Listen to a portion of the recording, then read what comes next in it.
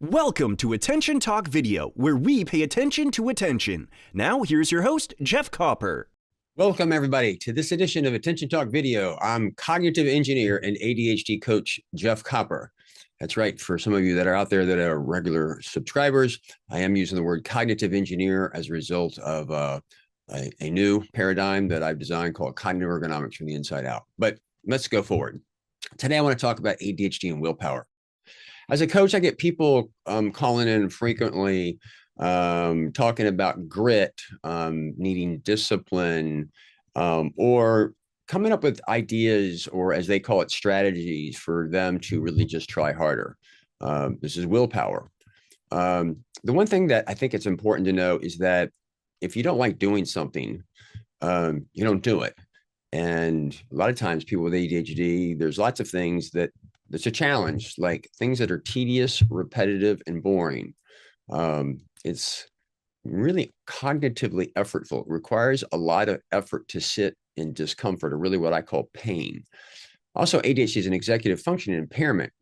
Executive functions are a collection of mind tools that you use to solve problems in mind.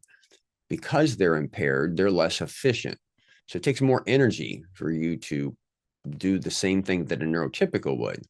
These are both levels of discomfort, and all too often people are trying to just will their way through it. And I'm here today to talk about, willpower is really a finite resource. It's not a long-term strategy. It's not something, if you look around, that really looks like it works. However, there's this thing that I've recently come up, I call it tangible misattribution.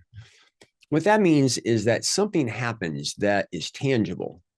And you think it's that tangible thing as a reason why you did it, and you're not really aware of the intangible stuff that was really a factor. So I'm going to give you an example. I was a competitive swimmer in high school, college, and really kind of a triathlete after that. So I used to swim 4 hours a day for about 11 years. Getting up in the morning and going to swim in cold water twice a day, I might add, is often uncomfortable. However, there's this big thing that's intangible out there, and that where I was swimming with other people. Swimming is really more of a social endeavor than most people really realize. When I wasn't training with other people at different times, I would have to train, and honestly, I didn't really train very well, or not as hard. Typically, I only did it when I was resting for a big meet because it was just too difficult. When I got out of college, I found workout partners that I've had over the years. So often people come to me and they want to exercise. And the idea is I just need to kind of go to the gym. And exercise is tedious, repetitive, and boring. And so the idea here is that they don't end up doing it. And the point really here is it's easier to modify the environment than it is just to will your way through it. I just kind of described it in my experience in athletics. When I did it with somebody, I changed that environment and I would go. It wasn't as miserable by myself.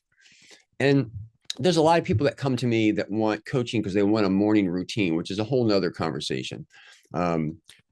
Tangibly, having a sequence of things that you do would look like a routine. But at the end of the day, their routine is more based off of cognitive effort. They do whatever's cognitively easiest first, and then second and third, and so on.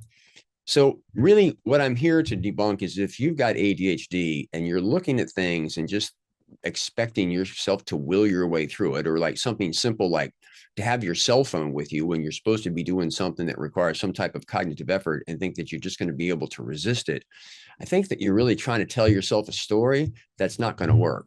What I employ that you do is kind of let go of this notion of willpower and grit to having to drive your way through, and focus on situational modification. Going into study without your phone, going to exercise with other people, taking a look at your routine that you're doing based off of cognitive effort and see that as a routine. Or if there's a routine that you want to do, maybe do it with some other people or make it cognitively easier.